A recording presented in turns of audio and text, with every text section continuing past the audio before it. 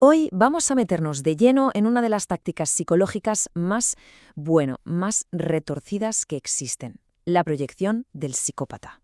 Vamos a explorar una idea bastante inquietante, que las acusaciones más locas y depravadas que se lanzan a veces no son invenciones, sino que en realidad son un reflejo de quien las dice. Y esta es la pregunta que va a guiar todo este análisis. A ver, ¿qué pasaría si toda esa maldad que algunos se empeñan en describir en sus enemigos no saliera de su imaginación, sino de su propia experiencia? Es una idea que le da la vuelta a todo, la verdad, y que podría cambiar por completo la forma en que interpretamos ciertos discursos. Para entender cómo funciona esto, tenemos que empezar por el concepto clave, el llamado mecanismo del espejo invertido. La tesis es, en realidad, muy simple. Los ataques de un psicópata a menudo son un retrato bastante fiel, de su propio mundo interior. Esta cita es que lo resume perfectamente, es el núcleo de todo el asunto. Lo que nos dice la psicología clínica es que la mente de un psicópata, en fin, carece de la riqueza emocional para poder imaginar formas de ser muy distintas a la suya. Así que, claro, cuando tienen que construir un enemigo, ¿de dónde tiran? Pues del único modelo que conocen bien, ellos mismos. Y esto nos lleva directamente a la base teórica de todo. O sea, ¿por qué esa imaginación es tan limitada? Pues la clave está en un déficit psicológico muy concreto, en cómo procesan la empatía. Vale, esta distinción es absolutamente crucial. Por un lado tenemos la empatía cognitiva. Es la habilidad de leer a alguien, de entender sus miedos, sus deseos, pero a un nivel puramente intelectual. Y en esto son unos maestros. Pero, por otro lado, está la empatía emocional. Y ahí es donde está el vacío. Es la capacidad de sentir lo que el otro siente. Y eso simplemente no lo tienen. No pueden conectar. A esta habilidad de entender sin sentir se le ha puesto un nombre que es bastante descriptivo. Empatía depredadora. Porque no es un puente para conectar con otros, no, es una herramienta. Se usa para encontrar vulnerabilidades y explotarlas de la manera más eficaz posible, sin que les frene nada parecido al remordimiento o la compasión. Y aquí es donde todo vuelve a encajar con el tema de la imaginación. Como no pueden concebir de verdad lo que es el altruismo o la bondad, para ellos eso son solo fachadas para manipular, pues cuando intentan inventarse una calumnia no pueden crear una maldad que no conozcan. Su repertorio se limita básicamente a su propia experiencia. Pasemos ahora a la parte práctica. ¿Cómo se convierte todo esto en una táctica? Porque para estas personalidades, la proyección no es un mecanismo de defensa inconsciente, como podría serlo para otra gente, no. Es una herramienta de guerra, totalmente consciente y deliberada. El proceso es metódico, casi un manual de instrucciones. Cogen sus propios actos, sus propios pensamientos, y como no se les ocurre otra cosa, simplemente los lanzan contra su objetivo.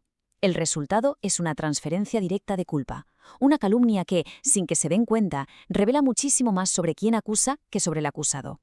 De hecho, hay una máxima que lo resume de forma muy contundente. El patrón de proyección es tan consistente que, según esta teoría, cuando se oye una acusación de este tipo, habría que interpretarla casi por defecto como una confesión. Pero claro, para que todo esto no se quede en pura teoría, vamos a ver un caso de estudio muy conocido, el Pizzagate, aquella teoría de la conspiración tan extraña que si la miramos con estas gafas de repente adquiere un significado, mucho más siniestro. La cronología aquí es fundamental. Primero, aparece una teoría que parece totalmente delirante en foros de Internet. Años más tarde, se descubre que gente como Epstein, figuras clave en una trama de abusos muy real, tenían un interés estratégico en esos mismos foros, y al final los archivos oficiales de esa trama real revelan una conexión que pone los pellos de punta. Y aquí está el detalle clave.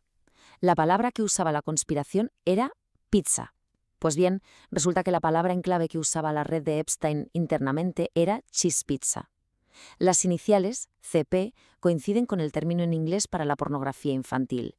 La similitud, como poco, da que pensar. Así que la conclusión es tremenda. La teoría que proyectaron sobre sus enemigos no parece una invención sacada de la nada.